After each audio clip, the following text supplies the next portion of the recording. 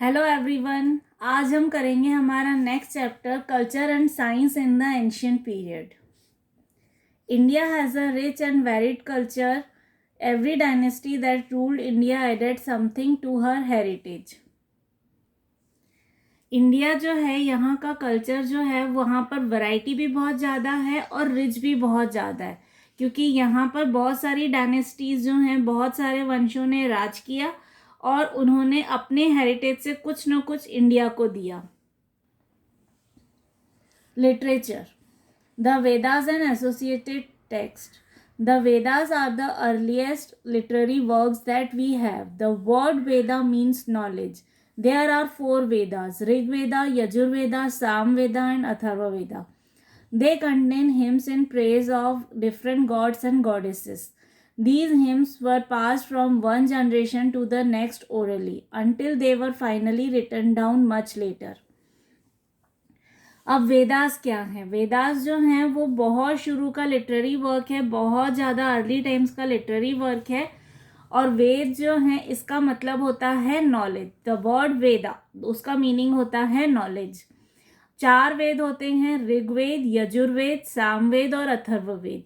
और इनमें जो है श्लोक होते हैं और मंत्र होते हैं, जिसमें कि गॉड और गॉडेसेस की, देव और देवियों की आराधना की जाती है, उनकी पूजा की जाती है, उनकी तारीफ की जाती है, उनको प्रेज किया जाता है।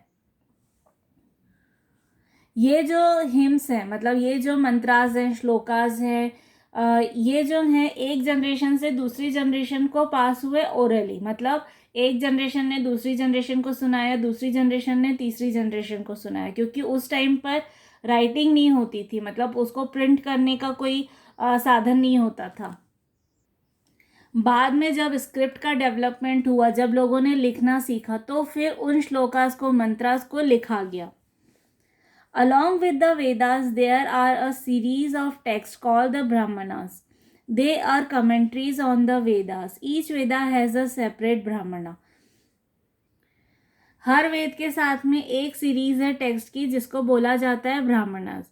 और ये ब्राह्मणास जो है, ये वेदास के ऊपर कमेंट्री है। हर वेदा का अपना एक सेपरेट ब्राह्मणास है। There are also 108 Upanishads. The essence of Vedanta philosophy is contained in these Upanishads. उसके अलावा हमारे यहाँ पर 108 उपनिषद्स हैं, और जो वेदांता फिलोसॉफी है वो इन उपनिषद में मेंशन्ड है। Puranas are sacred literature. There are 18 surviving Puranas. The law books, Dharma Shastra are also a part of ancient Indian literature. जो पुरानाज हैं वो बहुत पवित्र लिटरेचर है, बहुत पायस सेक्रेड लिटरेचर है। और हमारे पास 18 पुराण है, 18 पुराण है। और उसके अलावा जो लॉ बुक है, धर्मशास्त्र, वो भी एंशियंट इंडियन लिटरेचर का ही एक पार्ट है। The Buddhist and Jain text also form a part of Indian literature. The Jataka tales are stories about the previous births of Lord Buddha. और उसके अलावा जो बुद्धिस्ट और जैन टेक्स्ट है, वो भी इंडियन लिटरेचर का ही एक इम्पॉर्टेंट पार्ट है। जो जातक कथाएं हैं, जातक टेल्स, उसमें स्टोरीज हैं कि लॉर्ड बुद्धा का प्रीवियस बर्थ में वो क्या थे, उनकी लाइफस्टाइल कैसा था, वो क्या करते थे and all. The epics. The Mahabharata was composed by sage Ved Vyas. It is a story of 2 sets of cousins, the Kauravas and the Pandavas. The name comes from the battle of Mahabharat fought between the two. The Mahabharat also includes the Bhagavad Gita. It is the conversation between Lord Krishna and Arjuna on the battlefield. उसके अलावा हमारे पास कुछ epics है। Epics मतलब महाकाव्य, बहुत लंबी जो पोयम होती है उसको बोला जाता है एपिक। तो उसमें से एक एपिक है हमारा महाभारत। इसको जो है सेज ऋषि वेदव्यास ने लिखा था। और इसमें जो स्टोरी है वो 2 कज़िन ग्रुप्स की है, 2 सेट ऑफ कज़िन्स की है। एक कौरव थे और दूसरे पांडव थे उसमें। और उनके बीच में जो युद्ध हुआ था, जो बैटल हुई थी, उसके बारे में ये स्टोरी है महाभारत। और इसका नाम महाभारत उस बैटल के नाम से ही पड़ा। और ये महाभारत जो है, इसी का एक पार्ट है भगवद गीता। भगवद गीता में लॉर्ड कृष्णा और अर्जुन के बीच में मतलब भगवान श्री कृष्ण और अर्जुन के बीच में जो संवाद हुआ था, जो बातचीत हुई थी जब वो बैटल फील्ड में थे, जब वो रणभूमि में थे, तो उस टाइम पर उन लोगों के बीच में जो कॉन्वर्सेशन हुआ था वो भगवत गीता में लिखा गया था, रिकॉर्ड हुआ था। The Ramayana was composed by sage Valmiki. It is the story of Ram, a prince of Kaushala. Capital was Ayodhya and his war with Ravana, the king of Lanka. उसके अलावा जो दूसरा एपिक है हमारा वो है रामायण। ये लिखा था ऋषि वाल्मीकि ने और ये स्टोरी है राम के बारे में। वो कौशल प्रदेश के राजा थे, राजकुमार थे और जहाँ की कैपिटल अयोध्या थी, तो इसीलिए हम वहाँ अयोध्या के राजा राम बोलते हैं। और उनके बीच में जो वॉर हुआ था, मतलब राम और रावण के बीच में जो वॉर हुआ था उसके बारे में ये पूरी स्टोरी है Ramayan. Secular literature. Secular literature means ऐसा लिटरेचर जो कि रिलीजियस नहीं है, जिसको धर्म से रिलेटेड नहीं है, सेक्युलर लिटरेचर बोला जाता है। द अर्थशास्त्र, indica, Harshacharita, stories from the Jatak and Panchatantra, the works of Kalidasa and the accounts of foreign travelers are the important secular works of this period. The Sangam literature also belongs to this category. तो जो अर्थशास्त्र है, indica है, हर्षचरित है, जातक tales है, या जो पंचतंत्र है, या जो कालिदास ने जो पोएम्स लिखी, जो नाटक लिखे और जो फॉरेन ट्रैवलर्स थे उस टाइम के, उनके जो अकाउंट्स हैं, वो सब जो है वो पार्ट है हमारे सेक्युलर वर्क का। और जो संगम लिटरेचर है वो भी इसी कैटेगरी को बिलोंग करता है। The Arthashastra and the Indica were written by Kautilya and Megasthenes respectively. The Arthashastra describes the political system of the time and the art of governance.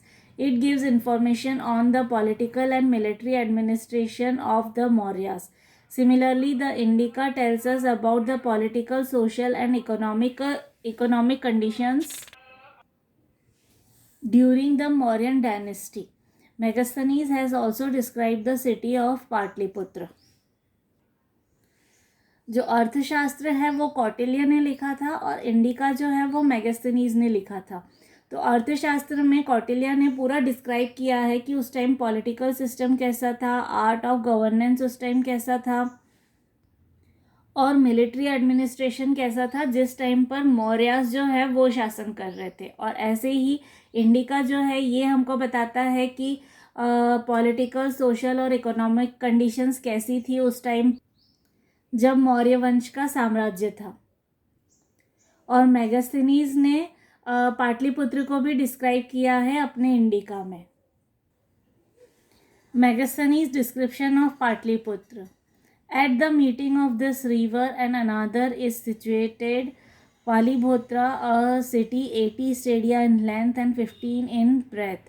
It is of the shape of a parallelogram and is girded with a wooden wall, pierced with loopholes for the discharge of arrows. It has a ditch in front for defense and for receiving the sewage of the city. तो ये मेगास्थनीज ने describe किया है कि उस time Pataliputra city जो है वो कैसी थी। रिवर गंगा के पास है, वो पैरेललोग्राम के शेप में है, उसके आसपास वुडन वॉल्स है और उसमें कुछ लूप होल्स हैं ताकि अगर कोई अननोन पर्सन आता हो वो दिखे तो वो लूप होल्स में से वहाँ से एरोज छोड़े जा सकते थे, मतलब तीर धनुष की हेल्प से वहाँ से हमला किया जा सकता था। Harshcharita is another valuable literary source. It was written by Banbhat and contains a description of the early life of King Harshvardhan. Harshacharita जो है वो बाणभट्ट ने लिखी थी, ये भी एक इम्पॉर्टेंट लिटरेरी सोर्स है और ये डिस्क्राइब करता है कि उस टाइम के जो किंग थे हर्षवर्धन, उनकी लाइफ कैसी थी। Kalidas lived during the reign of the Gupta king. He is considered one of the greatest poets and dramatists of India.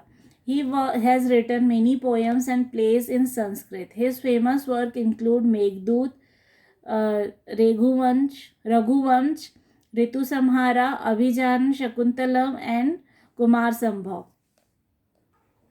तो जब कालिदास लिख रहे थे उस टाइम पर गुप्ता किंग्स जो थे वो राज कर रहे थे, और कालिदास जो है वो ग्रेटेस्ट पोएट और ड्रामेटिस्ट कंसिडर किए जाते हैं इंडिया के। उन्होंने बहुत सारी पोएम्स लिखी, बहुत सारे ड्रामाज लिखे, मतलब नाटक लिखे। उन्होंने जो पोएम लिखी और प्लेज लिखे उसमें उनके जो इम्पोर्टेंट वर्क्स हैं वो हैं मेघदूत, रघुवंश, ऋतु संहार, अभिजान शकुंतलम और कुमार संभव। Foreign travelers. Many travelers and pilgrims came to India. Fahan came during the reign of Chandragupta II. He spent 6 years in India visiting Buddhist monasteries. When he went back, he wrote an account of his stay. His account gives a detailed description of the life of the people under the Gupta king. अब कुछ foreign travellers जो थे वो India आते थे Pilgrim के लिए, मतलब तीर्थ यात्रा के लिए। ऐसे ही एक ट्रैवलर है फाहिन, वो जब आए थे उस टाइम पे चंद्रगुप्त सेकंड का शासन था, और उन्होंने यहाँ पर 6 साल स्पेंड किए थे, और वो बुद्धिस्ट मोनेस्ट्रीज जो हैं वो वहाँ पर विज़िट किया करते थे। तो जब वो गए तो उन्होंने एक अकाउंट लिखा जिसमें उन्होंने डिटेल में मेंशन किया था कि गुप्ता पीरियड में, जब गुप्ता वंश का राज था, जब गुप्ता किंग्स थे, उस टाइम पे लोगों का लाइफस्टाइल कैसा था और बाकी सब चीज़ें जो कैसी होती थी वो सब उन्होंने डिस्क्राइब किया हुआ है। 2 centuries later, Yuan came to India. He wrote about the conditions in those times. The ruler in the north was Harshvardhan. Ising was another Chinese traveler to come to India. और उसके 2 centuries के बाद यून सांग जो है वो India आए, और उन्होंने उस टाइम के बारे में लिखा कि उस टाइम पे लोगों का लाइफस्टाइल कैसा था, और उस टाइम जो रूलर थे वो थे किंग हर्षवर्धन। और उसके अलावा आइसिंग जो थे वो एक चाइनीज़ ट्रेवलर थे, वो भी इंडिया आए थे, और उन्होंने भी अपनी जर्नी को अकाउंट किया था। The Sangam text. The Sangam literature was written in Tamil. It mentions the kingdoms of South India. The Silapakki-Karam and Many Makai are famous Tamil epics. जो संगम लिटरेचर है वो तमिल में लिखा गया था, और वो बताता था कि साउथ इंडिया में लोगों का लाइफस्टाइल कैसा है, वहाँ के किंगडम्स कैसे हैं। तो जो फेमस तमिल एपिक्स हैं वो हैं सिलापट्टिकारम और मनी मकलई। तो ये था हमारे chapter culture and science in ancient period का फर्स्ट पार्ट। बाकी चैप्टर हम नेक्स्ट पार्ट में कवर करेंगे। आई होप आपको ये चैप्टर समझ में आया, ये पार्ट समझ में आया। If you have any doubt और query you can ask me in the comment box, and I will also put the link of the other parts and other chapters in the description box below. Please check for the links. Thank you everyone.